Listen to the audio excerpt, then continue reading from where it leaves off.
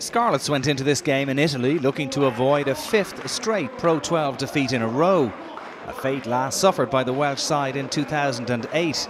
Having won away to Edinburgh and Connacht already this term, Simon Easterby's side were seeking to record their first win away to Treviso in the Rabo, although they did score a Heineken Cup success there in 2010. Treviso just edged the record between the two sides, having won 4 of their 7 encounters, although Marius Goossen's side were looking for their first win against Welsh opposition this season, a draw against Cardiff their best return so far. Scrum half Fabio Semenzato was earning his 150th cap in this game. Another Treviso man, Ignacio Fernandez-Rouyet, had just passed a milestone, earning his 101st cap in the game. And in the 8th minute, the referee penalised him for not releasing in the tackle as Scarlets attacked, and it gave out half Aled Thomas the chance to kick at the posts. His effort was good, and Scarlets had an early 3-point lead.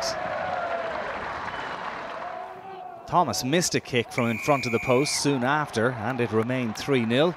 But the home side were back on level terms in the 19th minute when Matt Berquist notched his and Treviso's first points of the afternoon.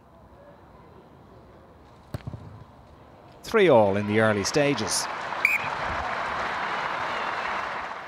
On 25 minutes came the first try of the game.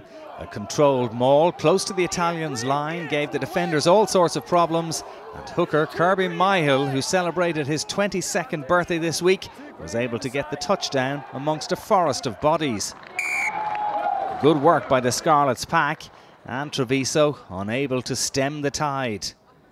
Thomas missed the difficult conversion, but Scarlets had an 8-3 lead. Berquist reduced the deficit just past the half-hour mark with a well-struck effort to bring it back to 6 points to 8. But just before half-time, the visitors conjured a second try. They moved the ball at pace from one side of the pitch to the other, and with the home defence stretched, Frazier Climo managed to dive over in the corner for the Welsh side's second try of the game.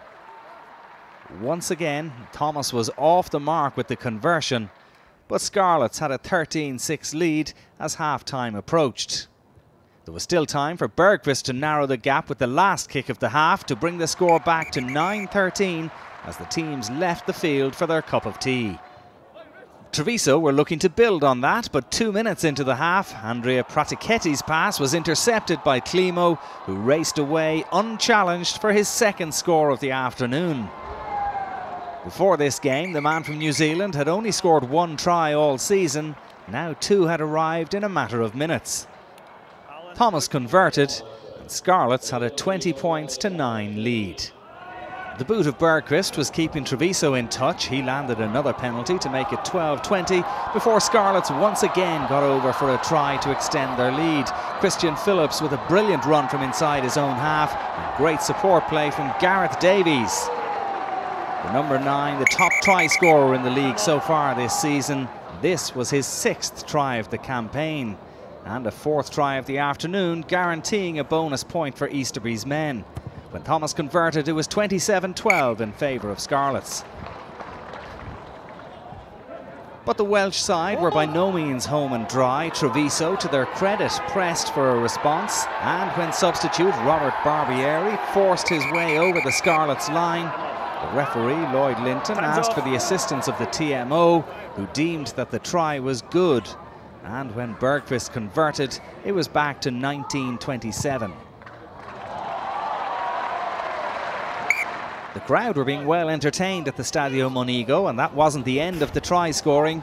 63 minutes, Scarlets struck again, Gary Owen doing well initially before finding Phillips, who sprinted away and over the line for a splendid score.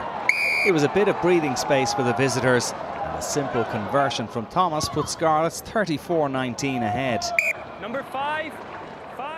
But again, Treviso came back, and on 69 minutes, the big South African Meyer Swanepoel managed to bustle his way over the line for another Italian try. Suddenly, it wasn't a lost cause for Treviso. And when the reliable Berquist converted, it was 26-34. And it got even better for Treviso as Scarlets seemed to switch off. This time, when the ball was fed wide to Ludo Nitoglia, the Italian international winger stepped inside to finish really well. Treviso were right back in it, and when Berquist converted, it was now 33-34 with only a point between the sides. In a game that was very open, Scarlets managed to create one more try, and it was one that put clear distance between the sides. With just 2 minutes remaining, fullback Jordan Williams saw a gap and went for it, getting over for a match-clinching try. Thomas converted well to leave a final score of Treviso 33, Scarlets 41. Simon Easterby's men back to winning ways as they prepare to face Ulster at Ravenhill next time. A fine effort from an understrength Treviso side who are away to Ospreys in their next encounter. Final score at the Stadio Monigo, Benetton Treviso 33, Scarlets 41.